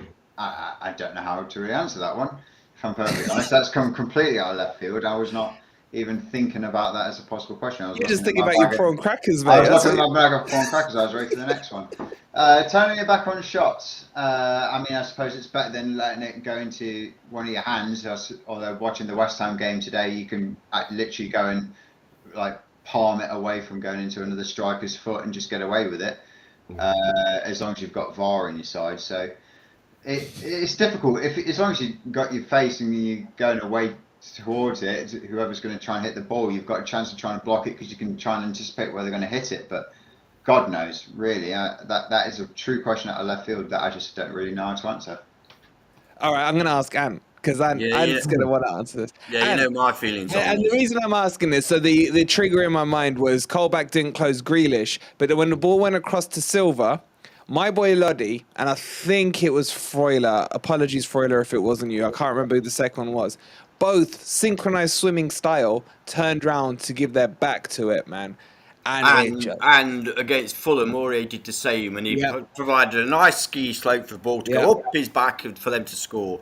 If I was a football manager, there's no doubt one of the non-negotiables will be if you turn your back at any point, whether it's closing down, whether it's a shot from outside, but whatever it is, you get fined a week's wages. It's absolutely disgusting. They're getting between, well, I don't know what wages they're getting, but I think it's probably more than me and you. They're getting paid a lot of money. They are professional footballers. And if you can't risk having your ball in your face or in your stomach or in your bollocks, then you shouldn't be playing football. It's disgraceful. You should never, ever, ever turn your back on a ball. Yeah. Never. It pisses me off. It really does. Pathetic. Cowardly. Yeah. You know, where's your pride? Couple That of was a points on good that. slap noise you got out of your chest there, mate. Yeah, exactly. Felt it. Yeah, A that couple of left, points on that. Couple of points on that. If Go you watch the block that Worrell did off the line, well, it wasn't quite off the line, but he did a block, I think, from a Grealish shot in the first half. Yeah. I've never seen a player block the ball and be covering his balls. If you watch it, he's got his hands over his own nuts, yeah? So he's not put him down his side, he's not turned his back, fair play to him, but he's covering his balls. I And can then if you- understand that. I can understand Yeah, that. because You know that what? goes on to the save that Navas. Yeah, absolutely. I was about to say, second half. can you imagine if a goalkeeper turned his back every time a shot? Oh, God. That's And true. he got it right in the breadbasket, didn't he? And he did well to Yeah. even. Oh, yeah. If they were still there, he counted them. They were still there. But yeah. Would so you there's would two you ways turn to your say back on a Stuart Pearce free kick or a penalty? If I was playing for Forest, no, I wouldn't. it. No, Yeah, 'cause you yeah. couldn't- Chris is calling you Churchill-like, mate. How much pain you gonna get? All right, how much pain? You just take it, don't you? You're supposed to be a man. You Not if paid a it lot of push money, you as an you're supposed to injury have like we've pride. had. Yeah. Huh? Not if it gives you another injury as a centre back like we've already had every single game. God Yeah, knows but what it's they're an doing. impact Well, one. yeah, It's but not. our centre backs would probably pull a hamstring turning, wouldn't they? That's it. When he volleys out for 3 months for kicking the ball. And you know what? Happens to be a What's hit. reality? You know another thing that I don't like, and I find it really weird. This modern day thing of players with their hands behind the back. Yeah, How can that- you it make doesn't a do me. talent with your hands behind your back? Yeah. And then say, well, you know, your hands got to be in a natural position. Well, that's not a fucking natural position, is it? Yeah, it's like Nobody being arrested, would isn't go it? in like that, trying to tackle with their hands behind the back. I hate it. I get why they do it, but it Yeah, I looks so do. stupid. Yeah. I get why they do it, but it is stupid. If your hands are in a natural position, then they're in a natural position. You know, as long as you're not sticking it out there, you know, you don't have to do that. And you must be off balance. You've got to be. You can't be fully efficient doing that when Yeah. you're tackling. Okay, I want to talk about Navas now and his wood, because I've got some stuff that I want to say about Navas. And Lemmy, we're going to start with you because he's your boy, right? Yeah. And chat, I'm going to ask you in a minute. Just before we do, Let me, just I'm close not the being poll. I'm not being ignorant, let me, but I'm joining in the party mood with you. So I'm Okay, you go. Cheers, mate. Cheers. Yeah. Closing on the Danilo, 40% of you said he was good. Well done to the 40% of you. 6% of you are wrong. You said crap. And 54 of you are with Ant on the fence saying he was average. Why do you give that option, man? The What? fence option. Why do you give the fence option? Because you're never always going to go on the fence, the majority of it. Ooh, mate, you're talking to our people like that. That's Apologize. also very well, bold well- from someone who is a very adept fencer. You're like the founding father, you and Ant, of the fence, man. One post each side. Yeah, I still got my creosote marks, but yeah, I'll stop doing it. Anyway, I want to move on to we'll get to a couple of the questions as well in a second, but I want to move on to Navas. Lemmy, unfortunately, you can't use your never conceded a goal line anymore. That went out the window last that went out weekend. the line, yeah. What did you think of his performance? And I want you to finish off in chat. This question is coming your way, and there'll be no fence option. There'll be no fence option.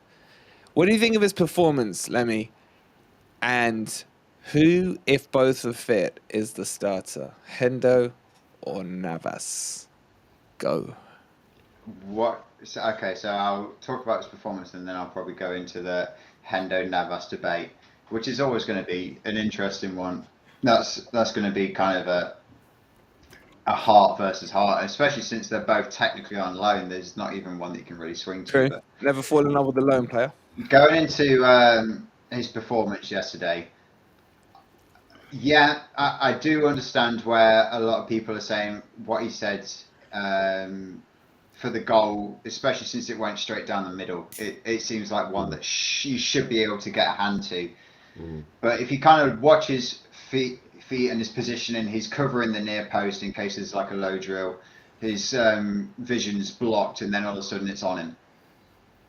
Should still be able to get a hand to it, so it's disappointing that it's gone in. But you can then almost counteract that with. But do you think, sorry to interrupt, as Mark says, did you think he went with his wrong hand for it? I feel like that's just the way that he's kind of getting taught to. that's almost the way that you're getting taught to save shots nowadays. You've It seen is it true. a couple of It looks times. weird, yeah. It does look weird. It looks unnatural, and it seems like if you're trying to go it with your left hand as it was for him, it seems natural to try and go with that to try and get a fingertip on it. But if he gets to that with his right hand, into it with his palm first, which means he's going to get a solid contact to send it straight over the bar. But we're almost going by the bar there. Yes, he should have been able to get there, especially because it was down the middle. But I feel like he counteracted that, especially with some of the saves. One with his fucking ball sack, and the other one off the free kick from Kevin De Bruyne, where he almost headbutts the bar and he puts his body on the line before he ends up actually. He'd rather save the shot and put his head on the line rather than try and save himself and dive underneath it to make sure he lands safe, but it goes in. I think there's no way that we can deny that what he's been doing for us has been anything short of exemplary. The fact that we've managed to restrict City to 1 goal, yeah, you can say there's a couple of bits of luck where they should have scored and they've not even hit the target, so he's not even really challenged Navas. But I feel the fact that we've got him in net just builds so much confidence in the defensive line. You know that you can try and press some of the guys up top and you can really try and make a good game out of it. And if it does end up going to the back, you've got this solid guy between the sticks. So I want the answer to the question, though. When Henderson's fit, who do I want to start, Navas or Henderson? Navas. Yes. Straight up, you didn't hesitate. Navas. I want to start Navas straight away. Wow. Henderson, I think long term, Henderson is our boy, and I think we've all grown an affinity to him. As soon as he saved that penalty against Spurs, that was really when we developed like a cult-like status for him. And then especially being able to keep a clean sheet against Liverpool, the penalty saves that he made against Wolves to get us through to our first semi-final in the League Cup in God knows how many decades. We all love Henderson, but Keylor Navas is just absolutely outstanding, and I feel so much better having a world-class goalkeeper in between the sticks, because I just know that we're almost bound to leak goals, and that's just how I've almost been brought up and conditioned being a Forest fan. I'm so used to having like a 2-goal lead going into extra time, and then all of a sudden we've lost. It almost feels like part of the process of being a Forest fan. So having a world-class goalkeeper there, whether it is Hendo or Navas, it's just a lovely problem to have. All right, let me twist the question slightly. I'm not twisting it in there, I'm just twisting the question. If you could only buy one in the summer, who are you buying? Hendo. Okay. All right, maybe it wasn't that hard a question. No, all right. Yeah. Okay. If you're asking me who is the better goalkeeper in this one specific moment in time as a capture, it is Keylor Navas. Yeah. But if I'm trying to plan ahead, where do I want to be in 2 or 3 seasons' time? I want to have Dean Henderson having played for us for 2-3 seasons, where he's actually been able to play for 2 or 3 seasons solidly, rather than being a number 2 or being a loanee and being able to produce some results and then all of a sudden having to go back to the bench. I want him to be able to grow and develop as a Forest player, and I think he really will do. But at this exact moment in time, Keylor Navas is the better goalkeeper. All right. Who wants to have second bite at this question? Keylor Navas is one more than you. Go on then, Ant. What was the question? Hendo or Navas? No fence. As starters, when they're both fit. When they're both fit. Yeah. I've got to say Henderson. Ooh. Okay. Why? He's the future. Navas has impressed me. He has not just his ability to stop shots, but his commanding of the area. He looks like a player who knows what he's doing. As for that goal, I agree 100%. He should have gone with his left hand. I mean, I'm telling Keylor Navas how to goal.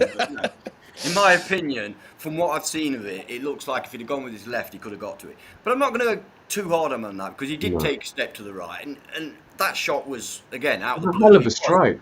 It was a hell of a out of the strike. blue, wasn't it, as well? He didn't set himself and look up. He just hit it first time. Absolutely. So to react that quickly, and we don't know if he was slightly unsighted, that sort of thing. So I wouldn't go hard on him on that. And I've been really impressed with him. Really impressed. More impressed with him than I was expecting to be honest.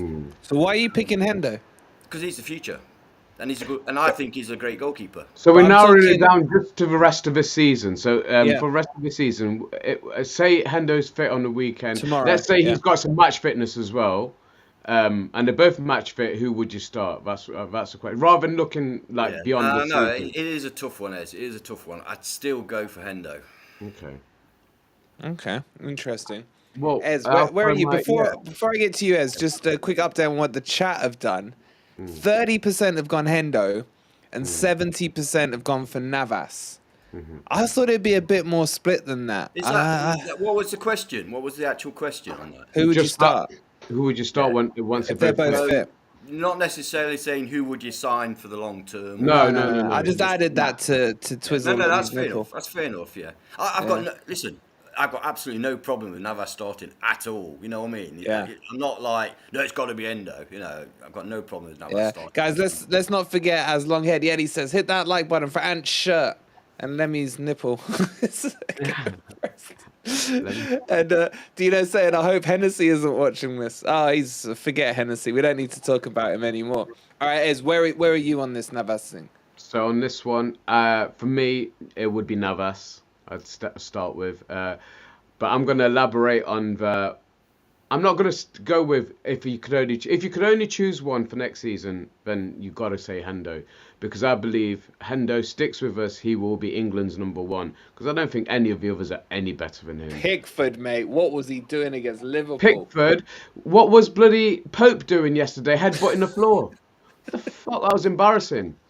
It was embarrassing. I was round at FFTV HQ watching it with Dino and the family, and we were both like, what the hell has he just done there? Because it was embarrassing. He could have gone with his foot and got it out into touch. He tried to head the ball and he ended up face planting himself, so that was embarrassing. And then he did actually pull the ball in. And then he pulls the ball in. It's not like he hit his hand or something. He actually pulled it in. He pulls He it didn't in. like Trippier up as well, didn't he? He panicked, didn't he? He absolutely did. He had a heads gone moment. But yeah, so I mean, if Hendo sticks with us in the Premier League, he'll be England's #1 in the next couple of years, no doubt about it. But I would, if possible, because you're always going to need a backup. And what this season clearly proved is Hennessy is not the backup that you need at Premier League level. I'm sorry, unless you are going to. You're gonna set Simon off in the chat now, aren't you, mate? Yeah, I think. You know what? I said for a long time I was really confident at the end of the season Henderson had signed for us, and my sort of logic of that was that there was no other big sides looking for a goalkeeper, but now somebody's put in Spurs, and I can see that happening. Yeah. Well, seeing him going there. If Spurs come in for me, he'll go to Spurs. Do you really think so? Yeah, I don't think he would. Yeah, you go to this stadium, walk around. They'll probably be in Champions. You wouldn't hear anything. Huh? You wouldn't hear anything in their stadium. Yeah, well, And also, I mean, take it to him. If you take him to it when it's empty, see, just imagine when it's full. but I also think. But they're likely to be in the Champions League. Sorry, Spaceball, but they're likely to be in the Champions League because Newcastle is shite. Well, they've let me down. They're letting Spurs back in, aren't they? I got a shout out to Expressions. I was watching his video earlier, just going on a slight tangent, and he said Newcastle must be sponsored by IKEA with the amount of drawers they've got, and it just cracks me up. I love Expressions. He's the only person on the planet who hates Conte more than me. He's a Spurs fan. All right, so Ez, answer the question. You said Navas, yeah?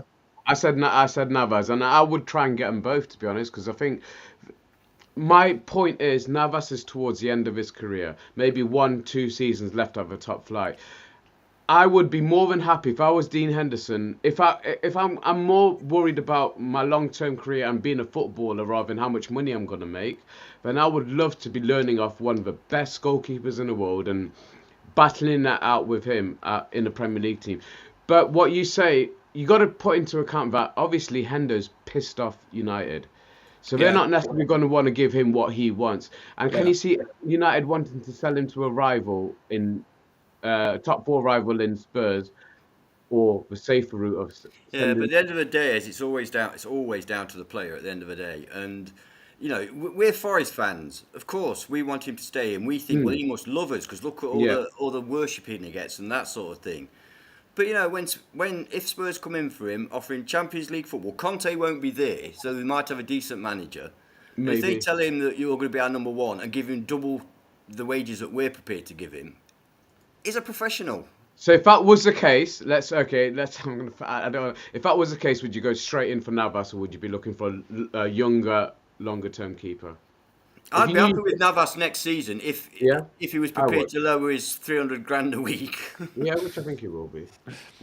Yeah. Let me have my quick sound and then move on from Navas.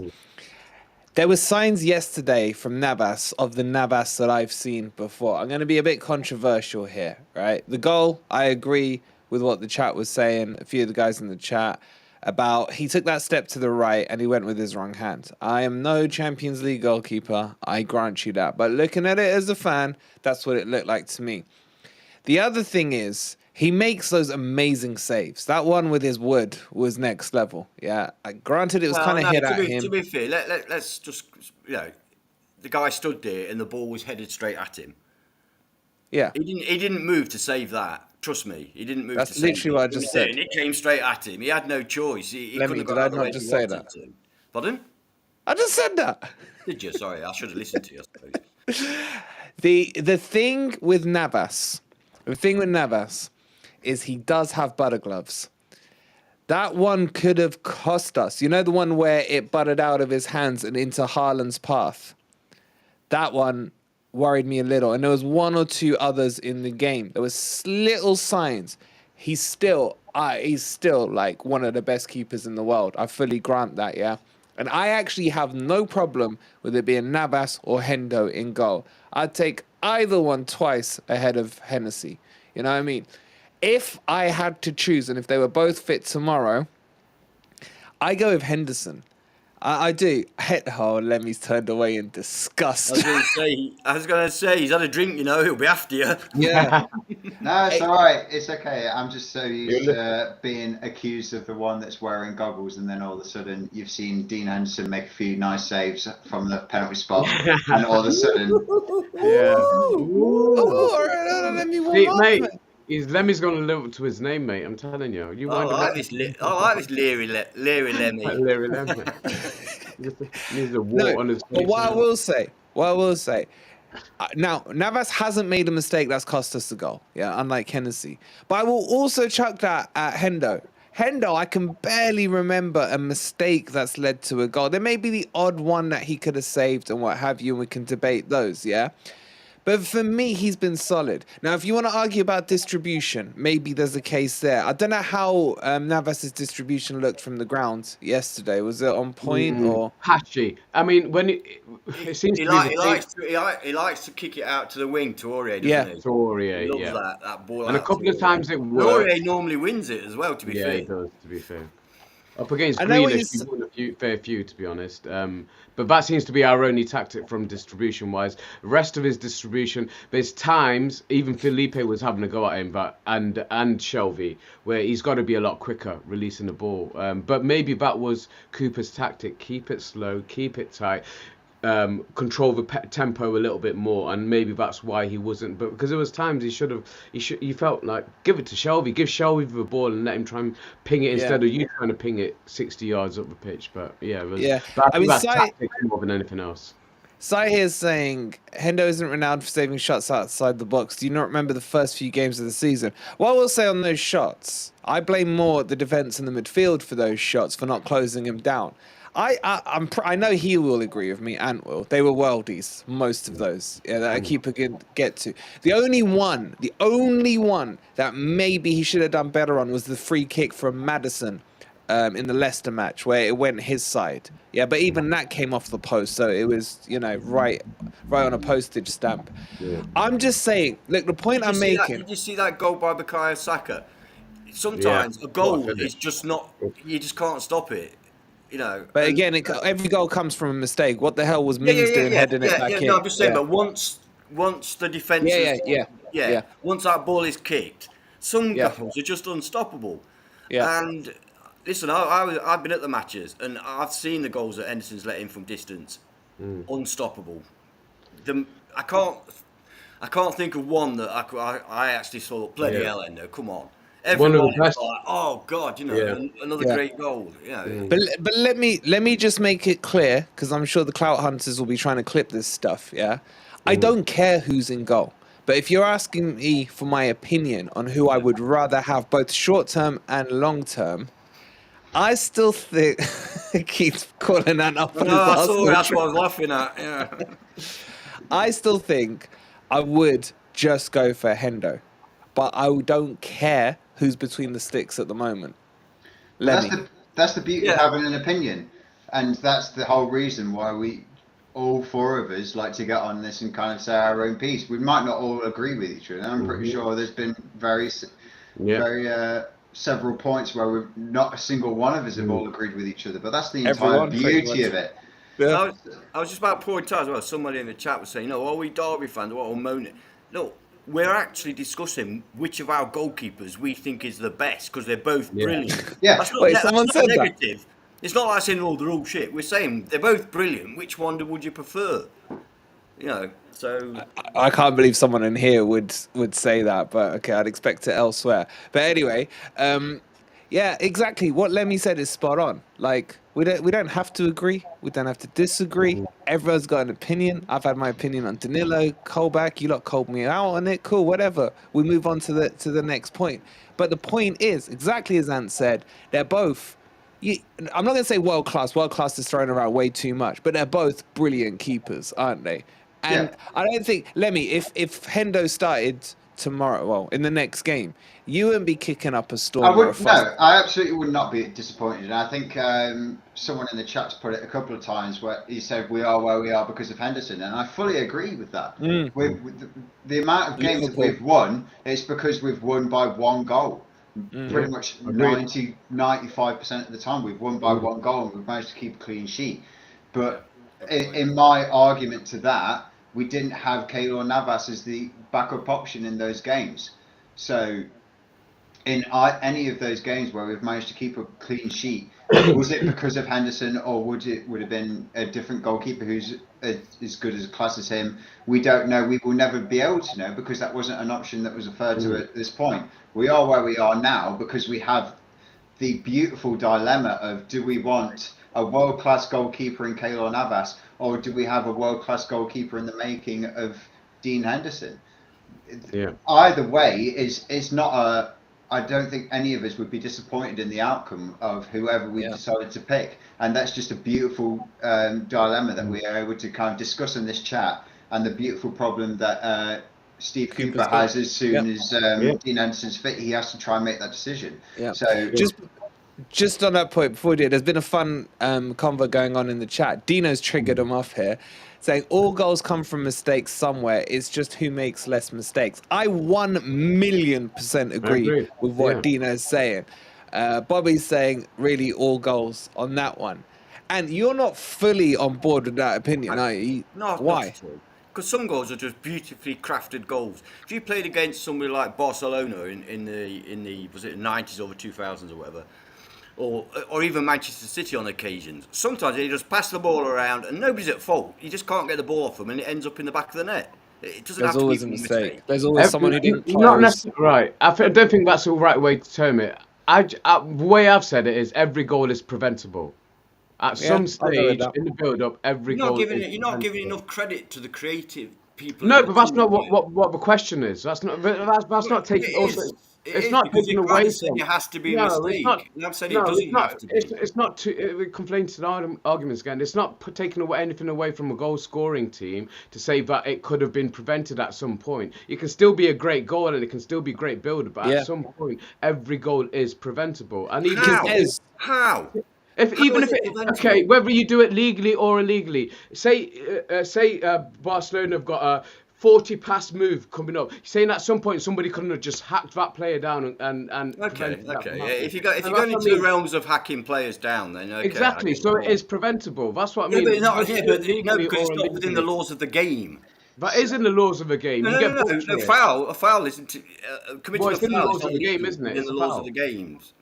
Yeah, but it's called a professional foul, isn't it? Bobby's saying, what Yeah. about Ward Price's free kick? Well, don't give That's- away the Still free just kick. stand Yeah, back, that's hands pretty behind our quite spot backs giving and away just- the free kick. Yeah, We'll don't just give stand away there the free and kick. Anyway, shall we move on? Because we're not going to agree on this. Wait, No, we're Dino, not. what did We're you not, just but we're- trigger off in here? Yeah, Mark saying every goal is preventable, but only in a perfect world. Yeah, exactly. That's the point. Mark's spot on with that. Yeah, No, he's You're not. No, He Mark is. is not spot on. Mark is wrong. He is.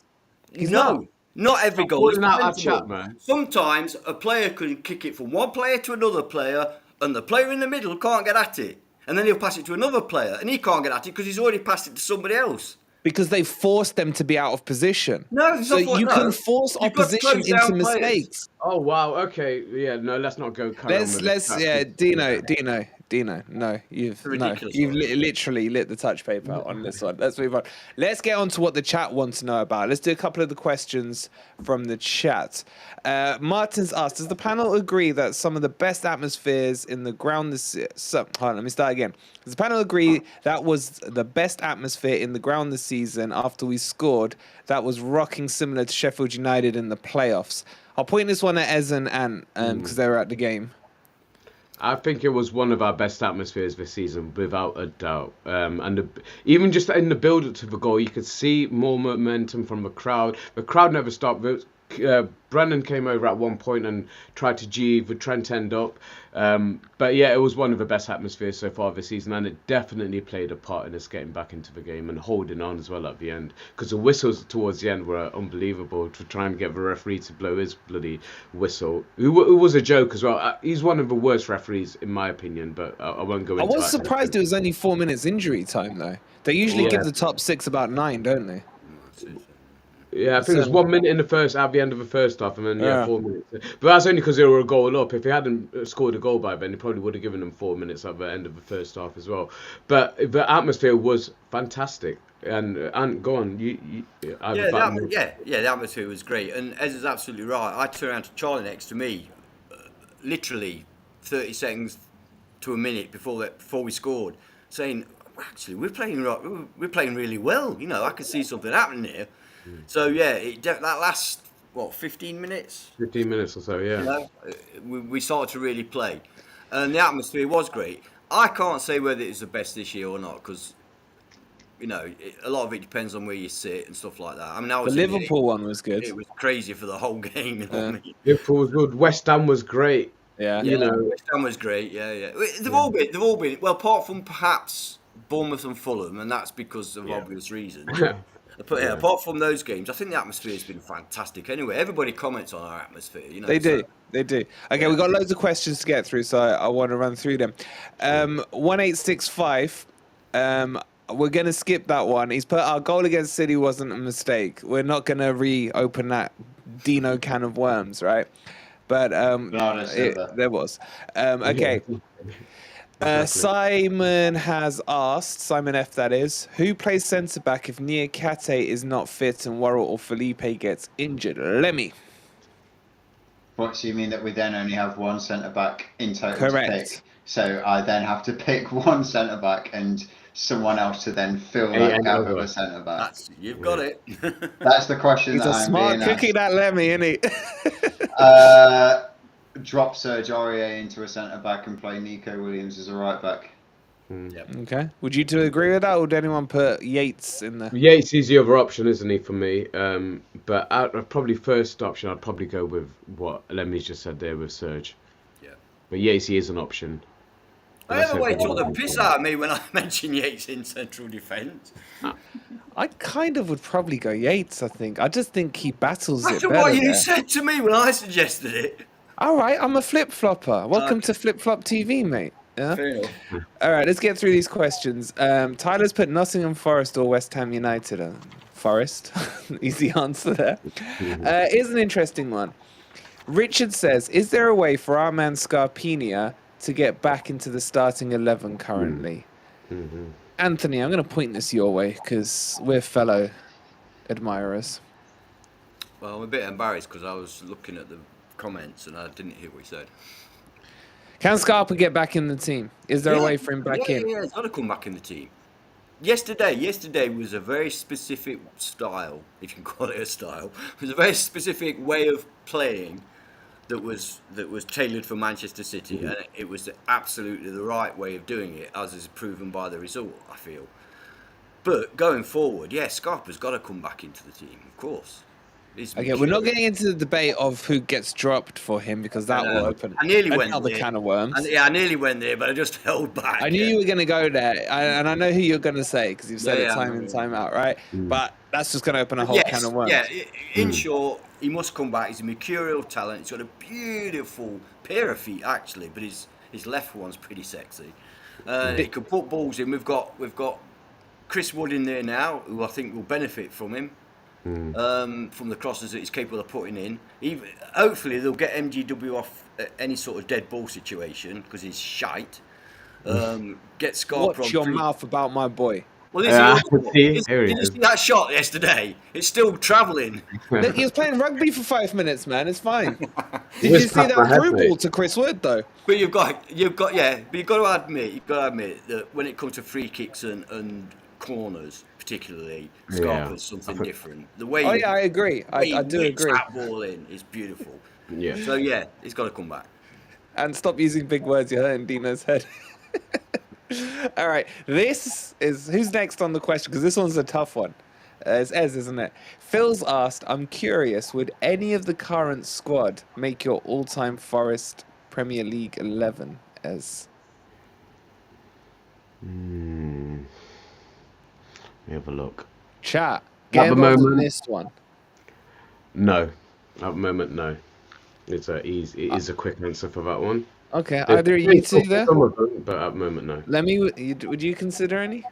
Well, I mean, I don't feel like I should be allowed to answer this question as I'm the significant youth of this group. This is the first season I've seen Nottingham Forest in the Premier League.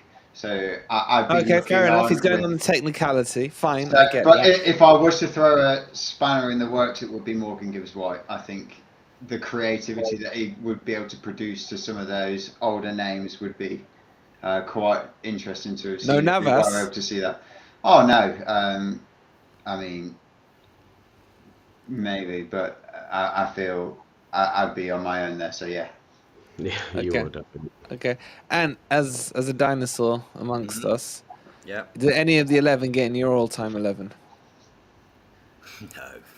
All right, wasn't that hard a question? It was a good question, though. I quite liked it. It's a very good question, but no. I agree with Tricky Nicky. Absolutely nowhere near. Do you realise some of the players we've had? Jeez. Yeah, exactly. And I don't think MG Dubs would work with Stan Collymore, mate. MGW wouldn't get into the second 11 of our greatest ever team. No, I'd put Bohinen ahead of him in the shape that I really? like. Yeah. Really? Yep. I don't know. No, you don't. You clearly don't know. Yeah, let's move on. I was really young at Bohinen. Obviously, I was 20. You weren't. No. I can remember when Lars Bohinen made his debut for Forest. I was there. It was away at Birmingham City, and the first time he got the ball came to him, and he controlled it, took it down, looked up. I went, fucking hell. In 1 minute, yeah. Chat, how many times have you heard that story? Because I've heard it about 1,000. I've heard it 5 times, mate. Exactly. That's what we old people are like. All right, next question. Carla says, how long till Awoni's back? Watch this space. We'll keep you posted. Basically, we don't know. Yeah. Ben's asking. There's a similar time frame for Henderson. Just to latch on to our previous one of our previous questions. Henderson's not far off. What does Simon F me by rose-tinted spectacles? Is he referring to the greatest ever Forest teams? Does he know our history? Simon's 21 as well. No, he's not. But I like Si. Or 12 or something. Does he know our history? Does he know the players we've had? I feel like I fall into that category where, yes, I know them, but I know them by name. I've never seen them in person. Exactly. I can appreciate what they've done, and I've seen the documentaries, but it does not really correlate to what I've seen. That's fair enough. Being able to play. And I fully agree with Lenny. It's not. And I let me, can I'm I sure can you'd add understand with me. I would somebody. love to have seen Robbo in the flesh because all I ever hear is stories about him. Yeah, You know, That's definitely. it. Same here. That's me. I missed out on that as well. So yeah, Ant's the Trevor only one who's seen Francis, those real glory days. But Peter Shilton, no, no, no, no. Des Walker, Well, we saw the second edition of Des Walker as well, didn't we? That Stuart was Pearce. I mean, okay. have you We all thought saw about the Stuart players we've Pearce. had? Oh yeah, yeah. Roy Keane. Have you thought about the players we've had? You're saying these players would get in? That's not what he's saying. He's talking about the European team that we I haven't thought you seen. said best ever Forest team. You said Yeah, to yeah, me. I know, but Lemmy, I'm saying, is talking, aren't you, Lemmy? Yeah, you're talking about the Robbos of this world. I've The just not seen him. yeah, I've not seen him. I'm Well, too even young to really have seen Stuart Pearce Steve play. But Hodge. yeah, I know what Collymore. Stuart Pearce did. I know what Roy Keane did. I've heard all about it. I've seen the videos about it. One of my favourite ever VHS tapes that I had as a kid was watching us absolutely pump Chelsea's like 7 or 8-0. 7-1. And I watch that on replay like every week, but it does not correlate because I just can't attribute it Yeah. to what I've been able to see. Cat lady. Yeah, fair enough. But I do. I'll tell you what I do. I do like hearing stories. Not 400 times the same story, but I do like hearing the stories. All right, let's get the last couple of questions in here. Ben's asking, how many transfers do we need in the summer, assuming we stay up? I reckon a left winger, striker, centre back, and Lodi as priority. Maybe Serge Aurier extension too. I think you can chuck into that goalkeeper as well, mate. We have to sign one of the loanees. I'll answer that one. I say we definitely need another centre back, if not two. And then I'd like to see us spend 40 to 50 million on a worldly striker.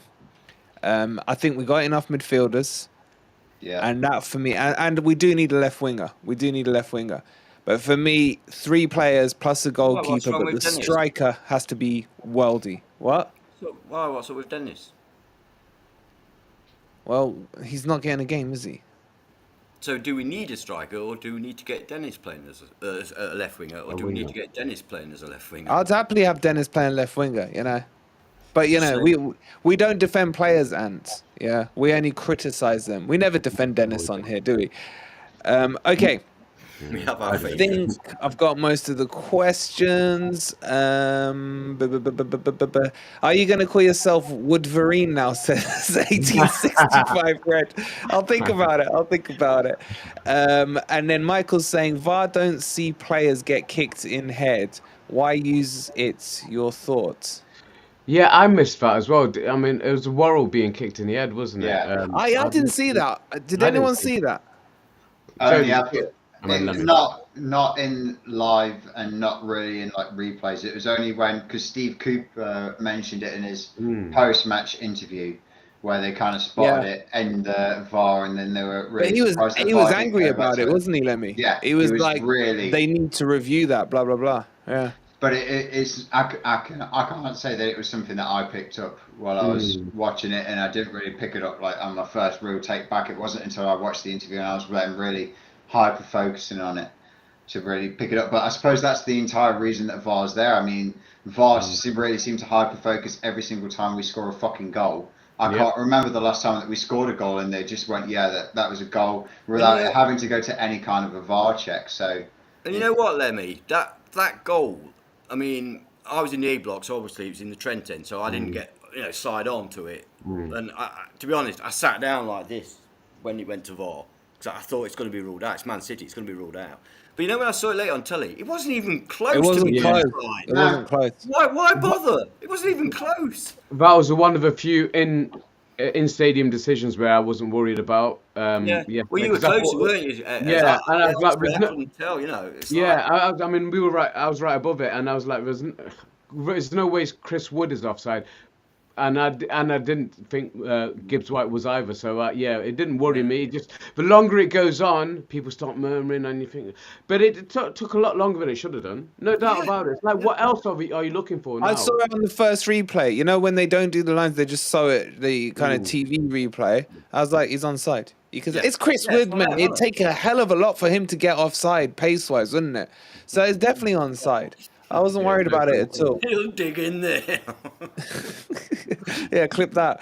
Okay, with Lucas Paqueta injured, is there a possibility we win, says Estro? We will do a full West Ham stream. We're not going to touch on West Ham. We should have a real cool West Ham guest this week. I'll let you know once that's signed for. And don't forget, on Tuesday, as long as everything goes okay, Sarah Clapson will be here and we'll be interviewing Sarah Clapson.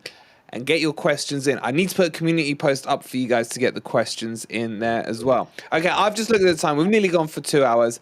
I got work in the morning. Lemmy's got work in the morning. Ant needs to get his makeup off. And Ez needs to go harass some woman with some I'm on manoeuvres, tray. mate, so, No, Yeah. I didn't start till half an hour in, so I'm staying an extra half hour. You lot bugger off. All right. Ant wants his boys. Ant and his boys. We should do this. Do you guys want to stream just Ant and his boys? No, they don't. No, they don't. All right, guys. Please do hit that like button on your way out if you haven't already. We'll be back tomorrow with the full game analysis video. That takes me a crap load of time to put together, so make sure you watch it and give it a like. And then I can't remember what else is coming out. I'll let you know tomorrow. Can I just stress something quick? Can I just stress something very quickly? Very quickly. Long-haired Yeti, I agree 100%. I've seen all the great players at Forest, and Colin Moore was the best. On that note, thank you for watching. We'll catch you tomorrow in the in-depth analysis. Come on, you Reds. You